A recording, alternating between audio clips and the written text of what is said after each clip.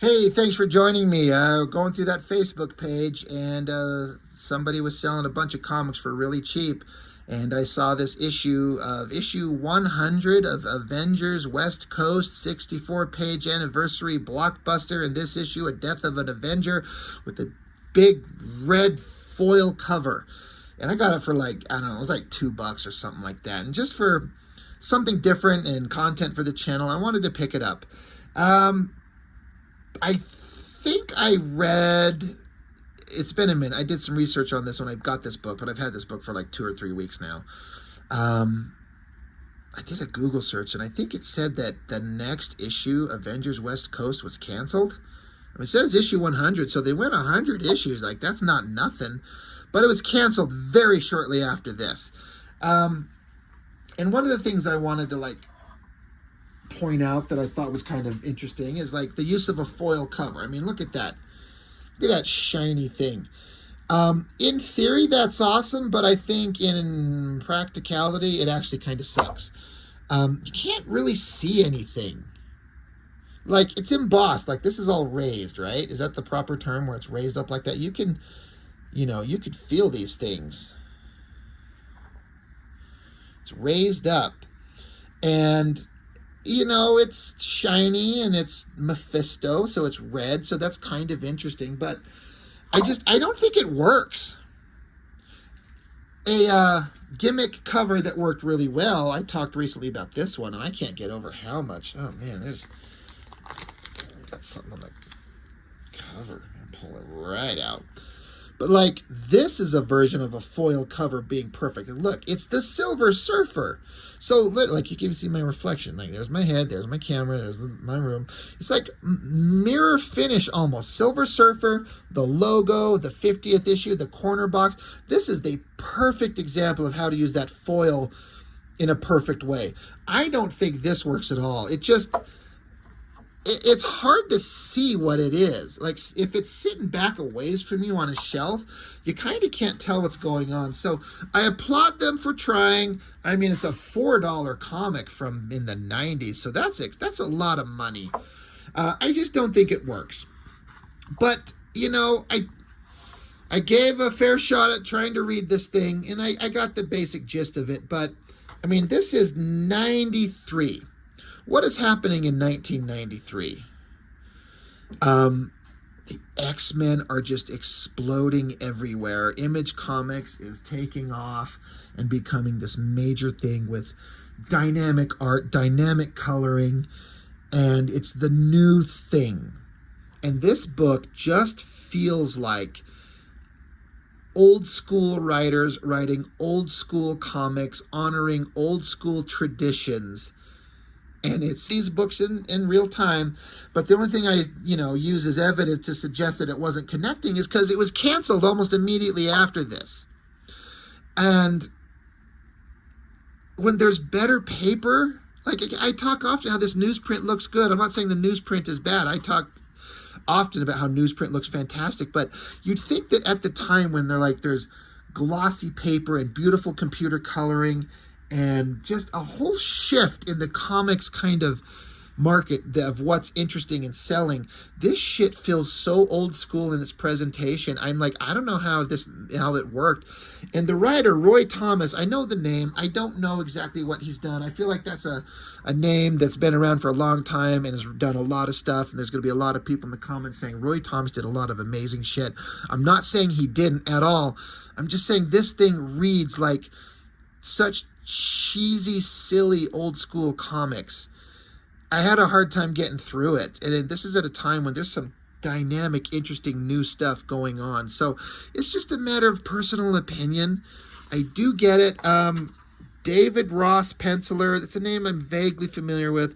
Tim, its last name spelled D-Z-O-N, Zahn, I'm guessing. I've seen the name. Bob Sharn, colorist, not a bunch of names I'm really familiar with. But basically, they're opening up, is this the Necronomicon or whatever the fuck? She's saying some evil shit. You got the Scarlet Witch. And again, these are Avengers West Coast. I mean, were they ever as interesting as the regular Avengers? I mean, you got Hawkeye. You got Scarlet Witch. You got War Machine. You got John Walker, Captain America, or U.S. Agent. I mean, those are major players. But I guess Hawkeye's girlfriend or wife, Bobby Mockingbird, she's been trapped in some hell dimension. So they're trying to use the evil Necronomicon, Klaatu Barata Nikto, to get into hell. And they're like, we got to do it. Bobby's life is hanging in the balance. And so they, a hurricane, a portal, they're holding hands because they're such an awesome team. Hold on to each other's hands. They travel into another dimension. And they run into Mephisto. Hey, didn't he just show up in Ironheart? I'm not interested in watching that show. Not in the slightest. But I wonder how accurate, because I know they showed him in like human form. He doesn't look like this demon monster. But they're like, hey, we weren't expecting to see you. And he's like, hey, you want to get into hell and stop this other guy? His name is Satanish. They literally say here, Satanish. What in the fuck is Satanish? Like, what kind of evil creature is this thing? That's never anything I've ever heard of. We'll obviously get into that, but for those of you who know, you know. But he's like, hey, I could help you get your wife back from this other monster if, you know, I don't know. He's trying to convince them. They're like, no, never mind. We're going to do this on our own. So they teleport away, say, fuck you, stupid Mephisto. We're not going to trust you. So then I guess they eject themselves into some hell dimension. Here they are, and then up here somewhere, there's this Mockingbird chick, and I don't know who this girl is. It's a name that I've heard, and so it's one of those, like, secondary Avengers characters that, in this era, I didn't read Avengers anything. I knew they existed, and we knew the classics, the Iron Man, the Thors, the Captain Americas, but I know there's this giant roster of Avengers, and they'd always swap out and change new characters, and I think that's one of the strengths at the time when the Avengers were at their peak, whenever that was, but it certainly wasn't the 90s. The X-Men had taken over everything. So this is another random-ass character I don't know anything about, but Hawkeye and her were married, were, and she's trapped in this hell dimension with this fat slob of a demon monster. It looks like a douchebag. He's like, give me back my wife, Satanish. What kind of name is It's so stupid. Sorry. So now they have to face him. I want to make sure I'm not skipping pages. So War Machine takes on. That's a pretty good shot of War Machine. This artist, again, what did I say? David Ross? Yeah. He's very competent. He can draw all kinds of stuff, but it's just missing that, at the time, that dynamic, artistic flair that was just capturing everyone's attentions. And, not everyone needs to draw the same way, but it's just kind of fine. It's just kind of okay. War Machine takes off. But then they run, I don't know how there are these other villains in this hell dimension or wherever they're at. And I had a hard time deciphering, what am I seeing here? Is this a mask? Are these eyes? He's shooting gas at War Machine. He's like, yeah, your Zyklon B is less than useless against my filters. And so then another confusing thing. Suddenly, War Machine's being pulled down. He's got a rope around his neck. And so he gets dropped down. And so now there's some barbarian woman with an axe, and some dude's legs, he's got rope. And so barbarian woman says, can I have a piece of him, Hangman? So is there an Avengers villain named Hangman? They'd literally do anything, wouldn't they? And so Hangman says, as many as you can chop him into, acts of violence, a.k.a. Lizzie Borden. I'm like, this writing is beyond silly. Is this character's name Acts of Violence? I don't know who this is. He just called. He's like, can I have a piece of him? And he says, as many as you can chop him into, acts of violence. That's the name of this female barbarian axe wielding. This is a woman, right? I see some tits and hips. God, that's the name of a new comic book for me. Tits and hips. And then, so he blasts her away. And then from way up above, there's War Machine's having to reboot his system. Some of my systems need time to reboot, but I could still take these clowns. And so a giant armored guy jumps down. He says, Man of Iron, after this, Man of Steel is done with you. So he slams down on top of War Machine. That's a pretty good shot right there. It's pretty good metal textures going on.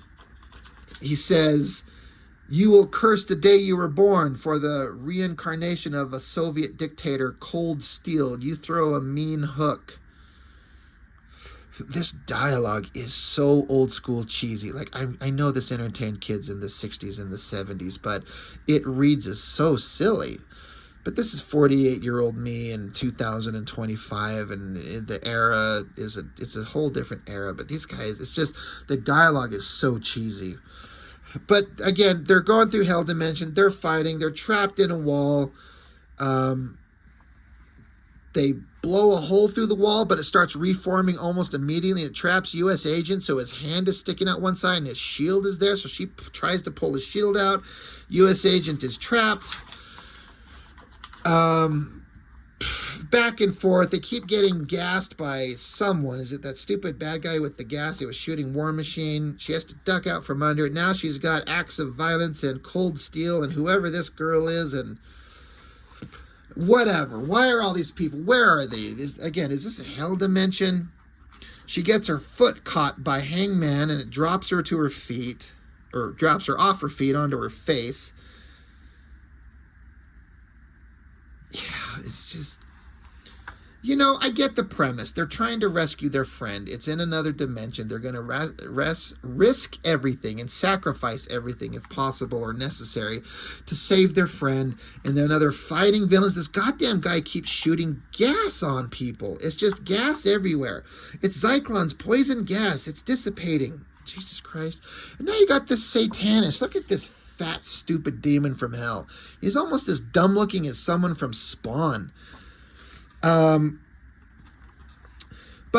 I guess they are like, you're in this Hell Dimension or wherever they're at, and you're not gonna win. You guys are stupid. But suddenly Hawkeye's like leans back like he's about to barf, and he barfs up Mephisto.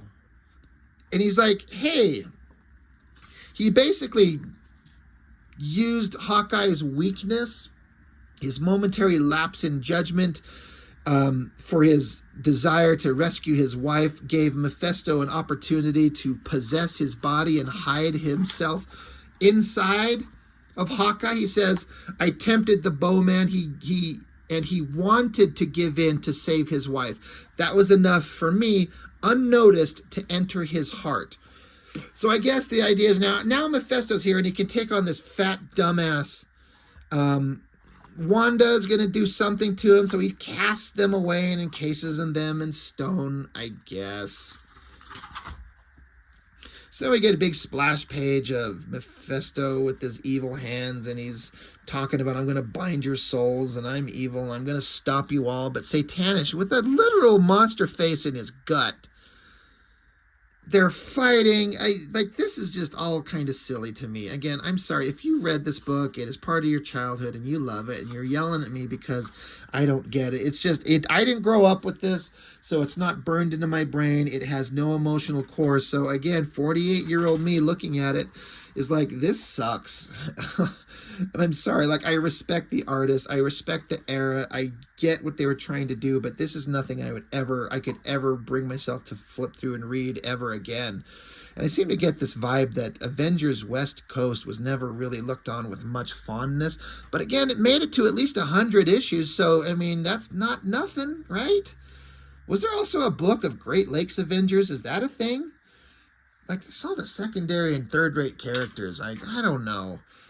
But anyway, all this is going on, and Hawkeye hooks up with Bobby. He's like, oh, thank God, you're okay, Bobby. And she's like, we're getting out of the thing together, lover. And he's like, yeah, of course we will, but we still got a few obstacles, meaning all these stupid fourth-rate douchebag villains they have to fight. So, boom, Avengers assemble. Start taking them out. Start beating the shit out of everything. Do some badass Avengers shit. Mephisto and Satanish are doing whatever the hell. They're fighting. Fight, magic, fight. Mephisto's pissed. The Necronomicon, they got to get the book and read the incantations and have the Deadites send them back into the worlds of the living or something. Mephisto's pissed. And Mephisto's like, you must pay. Somebody has to pay. Because they literally say, and Mr. Devil May Care sees us. Ugh.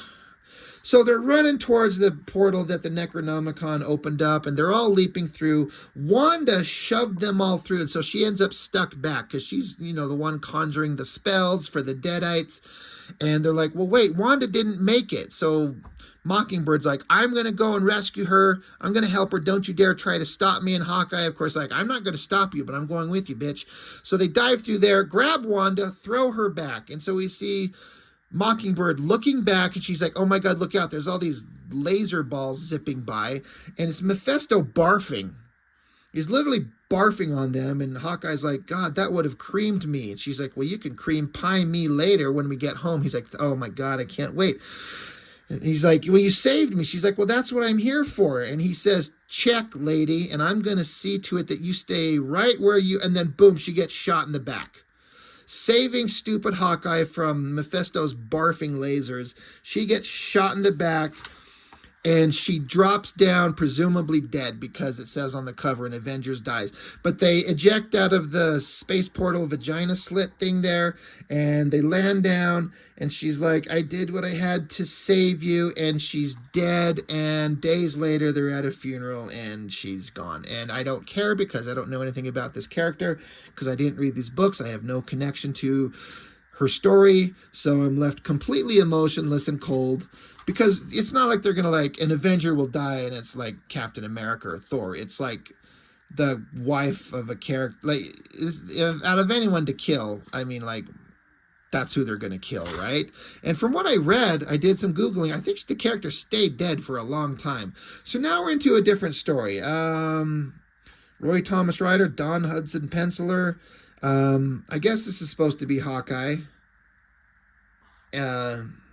Jesus, I guess.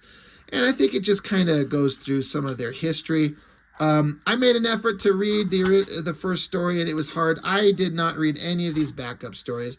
Don't care. This is just cheesy, old school, silly Avengers shit that just, I feel like it was just out of touch with the modern audience at the time. But if I'm wrong, tell me. It just feels like it was. Now we get Stanley presents U.S. Agent in a big screaming face. That's, at least there's some energy and excitement going on there. Tom Tenney? No idea who that is. And the inker is Avon. Avon calling. Whatever. A story with U.S. Agent doing whatever. Again, I can't read these things. I kind of like the character of U.S. Agent, but now we get a War Machine story. Len Kaminski, writer. Tom Morgan, he can do some interesting stuff. That's an interesting image of War Machine there. It's a weird fucking background, like rooftop structures, the angles that he's got him standing here on this roof. It's kind of weird, but that aside, the art's kind of cool. There's a lot of interesting lighting things going on. And the colorist, whoever that is, Joe Andrini, doing some really interesting coloring going on. It makes it pop. Like, that's kind of interesting. And Tom Morgan, he's done a couple things I've liked. I don't know a lot of his stuff. I think he was the artist on What If Wolverine Was Lord of the Vampires. I'm pretty sure that's him. And I'm pretty sure he did Punisher 2099. He could be kind of good and then kind of boring. Kind of goes back and forth. But War Machine, he's taking out some bad guys, and so he's going to do awesome Iron Man. What's with the guy's hair color? So yeah, some interesting stylistic choices that he makes here. I think there's a big awesome shot coming up. That down angle on War Machine's pretty good. This shadowy shot of him busting through the wall is pretty awesome. Oh my God, he says the line, guess what? I've come here to chew bubblegum and kick butt. And I'm all out of bubblegum. Y'all know where that line's from. Y'all know that movie, right? I think I skipped the... I mean, that's a pretty epic shot right there. That's pretty awesome. Well done. Yeah, War Machine's kicking ass, taking names, chewing bubblegum, and it's over. Like, I was not into Avengers. I didn't get into Avengers until Brian Michael Bendis took it over and disassembled it and killed Hawkeye. Right?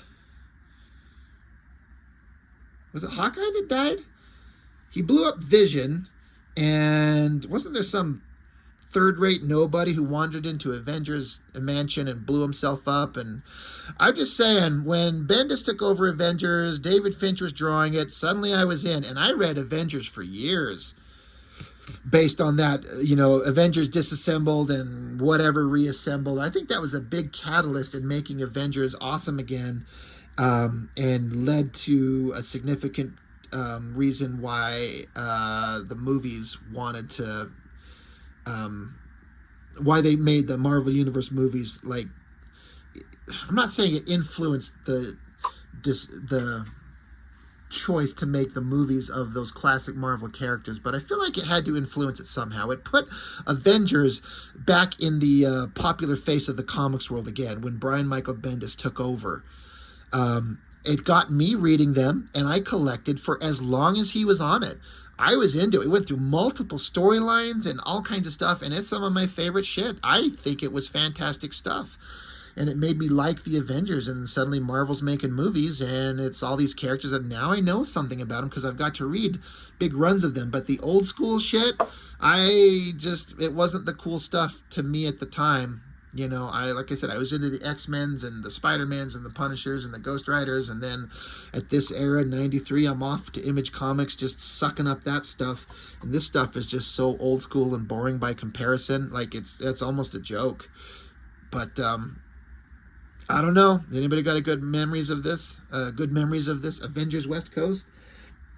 Death of an Avenger. So that's all I've got on this one. So thank you for joining me. I'll see you next time.